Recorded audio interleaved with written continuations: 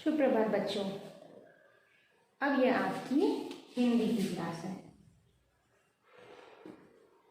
हिंदी में हम क्या कर रहे हैं? पुनर्व्यास। पुनर्व्यास का कार्य हम पूरा कर रहे हैं। कल हमने एक वर्कशीट पूरी की थी जो कि मैंने आपको दिया था पूरा करने के लिए। उम्मीद करती हूँ कि आप सभी ने वो वर्कशीट को पूरा किया होगा और वो जिस तरह से वो वर्कशीट था, आपको पता है आपके एग्जाम्स में भी प्रश्न उसी तरीके से आते हैं। इसलिए मैंने आपको वो वर्कशीट दी थी कि आप उसे खुद से एक बार अपने से टिक लगाने का अभ्यास आप कीजिए। तो आप लोगों ने वो पूरा कर लिया होगा। अब हम आज हिंदी सागरिका के एक पाठ का पुनर्व्यास करेंगे। कौन से किताब में? सागरिका में। तो ये पाठ हमारा होगा सबसे पहला पाठ हमारे वार्षिक पाठ्यक्रम का। हमारा पहला पाठ है दो मित्र। कौन सा पाठ है? दो मित्र। आपको याद होगा, आप लोगों ने ये पाठ पढ़ा था और इसके सारे हमने कॉपी में वर्क, किताब में वर्क सब कुछ कंप्लीट कर लिया था। आज हम इसका रिवीजन फिर से करेंगे। तो मैं रिवीजन प्रश्नों के आधार पे जैसे मैं रोज करवाती थी वैसे नहीं करवाऊंगी। आज मैं जैसे जैसे मैंने पढ़ाया है आपको फिर से वैसे वैसे ही एक बार पढ़ाऊंगी और आप ध्यानपूर्वक देखिएगा कि उसका उत्तर क्या क्या होता है। तो सबसे पहले हम यहाँ पे शुरू करेंगे अपने शब्द अर्थ से। तो हमारा शब्द अर्थ इस तरह से था। होशियार। पहला शब्द अर्थ था होशियार। दूसरा हैरान। तीसरा परीक्षा। चौथा उम्मीद। फिर तबादला। फिर निश्चय।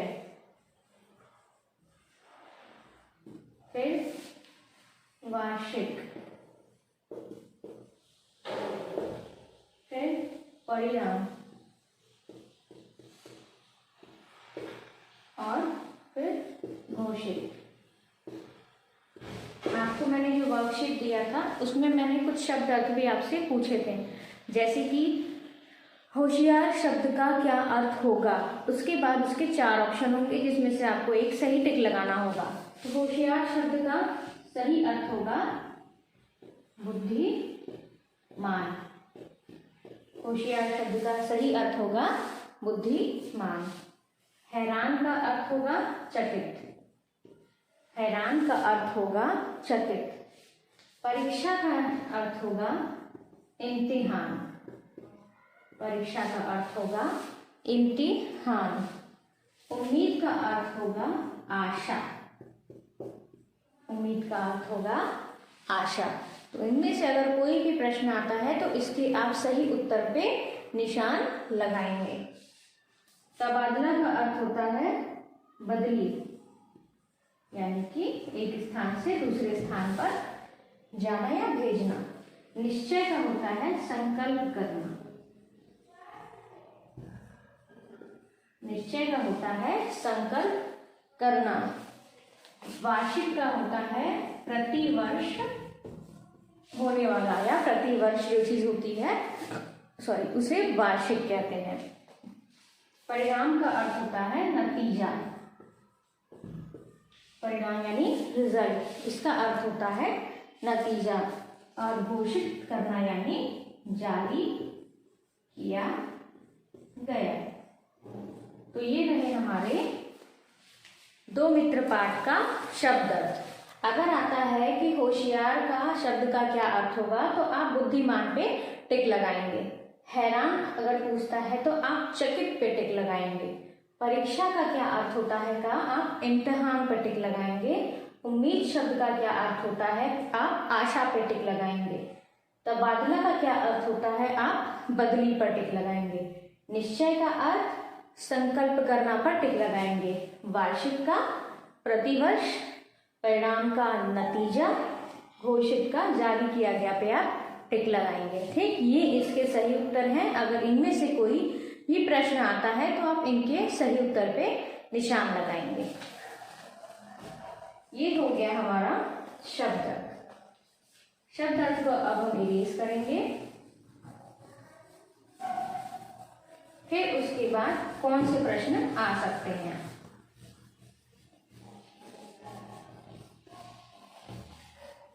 उसके बाद प्रश्न आ सकता है प्रश्न उत्तर में से।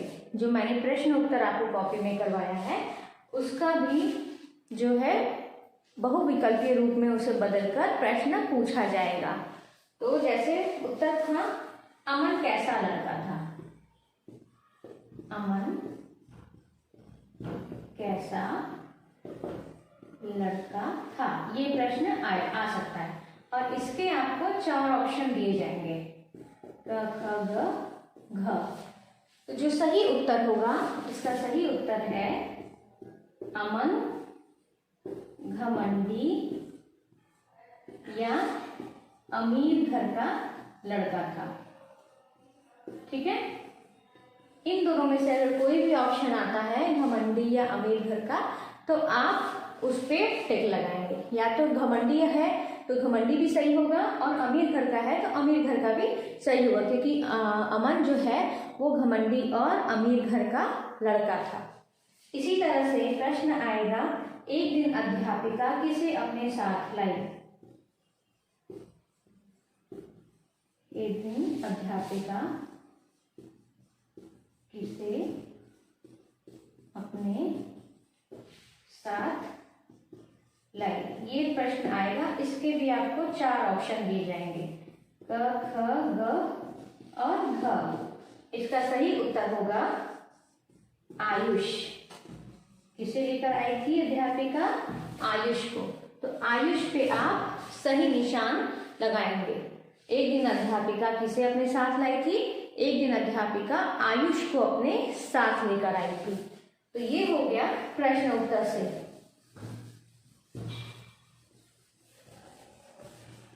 आपको कहीं नहीं समझ में आता है तो आप वीडियो रोककर प्रश्न को देख सकते हैं। ठीक, अब हम बढ़ते हैं अपने अगले प्रश्न की ओर। जैसे ही हमारी किताब में दिया हुआ है खाली जगह, तो खाली जगह इस तरह से भी आ सकता है, अमन डैश घर का लड़का था। इसके भी आपको 4 ऑप्शन मिलेंगे, क ख ग और घ। सही उत्तर क्या होगा? अमन अमीर घर का लड़का था। अमन कैसे घर का लड़का था? अमीर घर का लड़का था। तो ये प्रश्न जब आएगा अमन डैश घर का लड़का था, तो आप अमीर पे टिक्स लगाएंगे, सही निशान लगाएंगे। इस तरह से दूसरा प्रश्न, डैश परीक्षा नजदीक थी। इसके भी 4 ऑप्शन होंगे, क ख ग घ। और हमारा सही उत्तर होगा वार्षिक। जिस तरह से आपकी वार्षिक परीक्षा हो रही है, उसी तरह से इस पाठ में अमन और आयुष और स्कूल के बच्चों की वार्षिक परीक्षा होने वाली थी। तो ये प्रश्न जब आएगा कि डैश परीक्षा नजदीक थी, तो आप वार्षिक पे सही निशान लगाएंगे।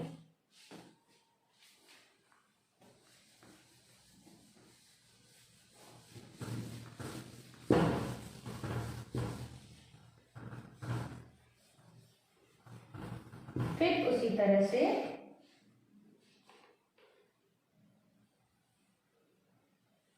आयुष ने अध्यापिका से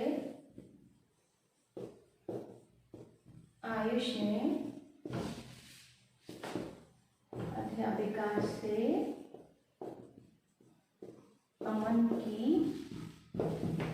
डैश नहीं की। आयुष ने अध्यापिका से अमन की क्या नहीं की। इसी तरह से आपको फिर से 4 ऑप्शन मिलेंगे और इसका सही उत्तर होगा शिकायत। ठीक है, ये प्रश्न आएगा तो आप शिकायत पे सही निशान लगाएंगे। आयुष ने अध्यापिका से अमन की शिकायत नहीं की। उसी तरह से प्रश्न है, अमन आयुष को अपने घर में देखकर डैश रह गया। तो इसका उत्तर होगा, अमन आयुष को अपने घर में देखकर हैरान रह गया। ठीक है, अमन आयुष को अपने घर देखकर हैरान रह गया। हैरान पर सही निशान लगाएंगे आप। परीक्षा परिणाम देखकर सभी डैश हो गए। परीक्षा परिणाम देखकर सभी आश्चर्यचकित हो गए। देख, आयुष के पिताजी का डैश शहर में हुआ था।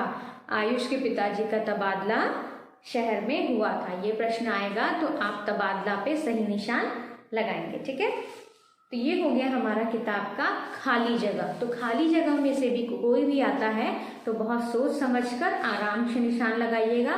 कोई जल्दीबाजी नहीं होती है, आराम से धीरे धीरे सारे प्रश्नों को पढ़िएगा और जो सही उत्तर होगा वो उस पर आप निशान लगाइएगा। अब हम बढ़ते हैं अपने आगे के प्रश्नों पे। तो हमारा आगे का प्रश्न है, 10 संज्ञा शब्द के नाम लिखिए।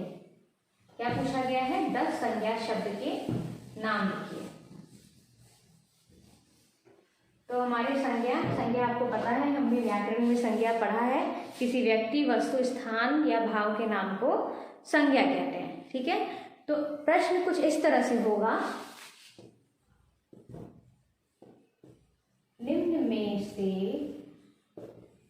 संज्ञा शब्द चुनिए। ठीक है, ये प्रश्न होगा और उसके बाद आपको 4 ऑप्शन मिलेंगे, क, ख, ग और घ। ठीक है, संज्ञा आपको इसके ऑप्शंस में आपको मिलेंगे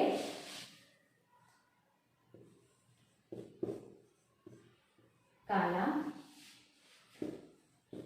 चलना, मंदिर या तुम।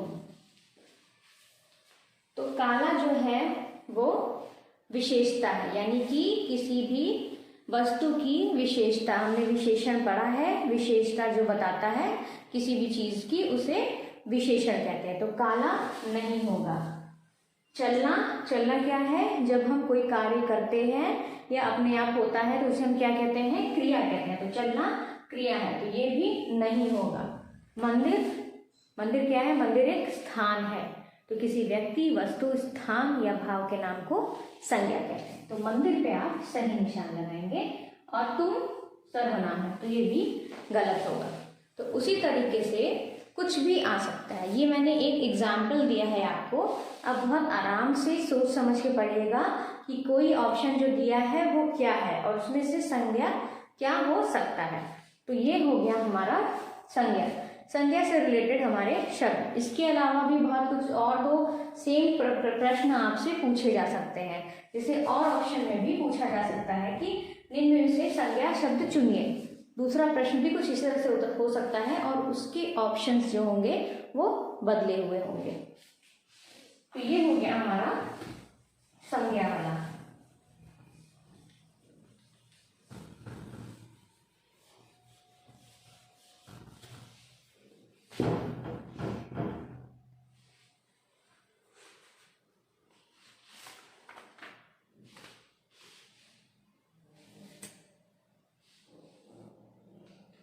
यहाँ पे संज्ञा के स्थान पर सर्वनाम का प्रयोग करने का भी एक अभ्यास कार्य आपकी किताब में दिया हुआ है।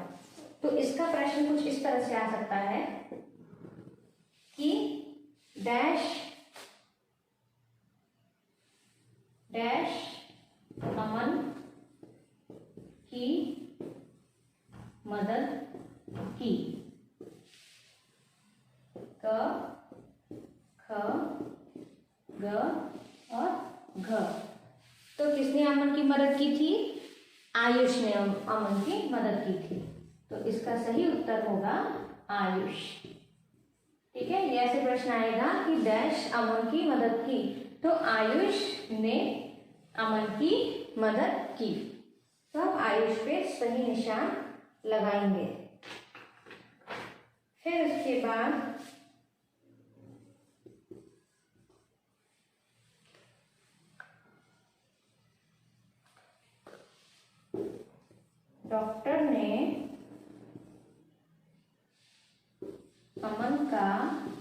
डैश किया। डॉक्टर ने अमन का डैश किया। डॉक्टर ने अमन का क्या किया? फिर से आपको 4 ऑप्शन मिलेंगे और सही उत्तर होगा इसका डॉक्टर ने अमन का इलाज किया। अगर यह प्रश्न आता है तो आप इलाज पर सही निशान लगाएंगे। तो ये इस पाठ का हमारा बहुविकल्पीय प्रश्न इस तरह से आएगा। तो कुछ भी आपको सारी चीजें पढ़नी है, कुछ भी ऐसा नहीं है जो आपको छोड़ देना है कि अरे ये प्रश्न तो लगता है नहीं आएगा तो इसे छोड़ देते हैं, ऐसा कुछ नहीं करना है। आपके एग्जाम्स में आपके पाठों में से कहीं से कोई भी प्रश्न पूछा जा सकता है, इसलिए आप सारे प्रश्न उत्तर को पढ़ेंगे अच्छे से, चाहे वो शब्दार्थ हो, चाहे वो आपका किताब का वर्क हो, प्रश्न उत्तर हो, अभ्यास कार्य हो, कुछ भी, वो सारी चीजें आपके एग्जाम्स में आएंगी। अब जैसे एक एक्सरसाइज है, एक्सरसाइज नंबर 7। इसका प्रश्न कुछ इस तरह से आ सकता है कि व धन य मिलाकर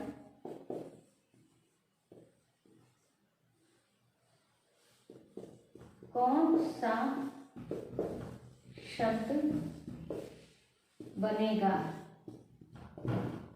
ठीक, इसके लिए आपको 4 ऑप्शन मिलेंगे जैसे सब में मिलते हैं। तो इसका सही उत्तर व और य यानी कि व्यय। सही उत्तर होगा व्यय से शुरू होने वाला जो शब्द होगा वही इसका सही उत्तर होगा। व्यवहार या व्यक्ति। ठीक है, व्यय व और य यानी व्यय।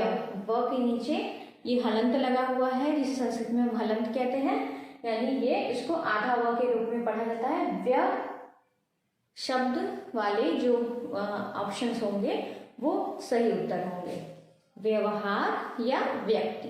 इन दोनों में से कोई एक चीज दिया होगा, एक शब्द दिया होगा जिसपे आपको सही निशान लगाना होगा।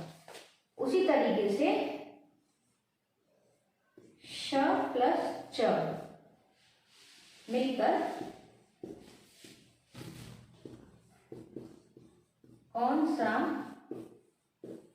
शब्द बनेगा।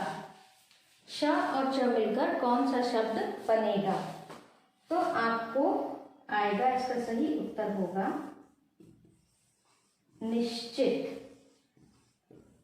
इसमें भी श पे हलंत लगा है तो वो आधा श हो जाएगा, और ये श और च जो है वो हमेशा बीच में आता है। व्यय हमेशा शुरुआत में आता है और श और च हमेशा बीच में आता है। तो निश्चित या फिर निश्चय, इन दोनों में से अगर कोई ऑप्शन आता है तो आप श और च बीच में होगा उस पे आप सही निशान लगाएंगे।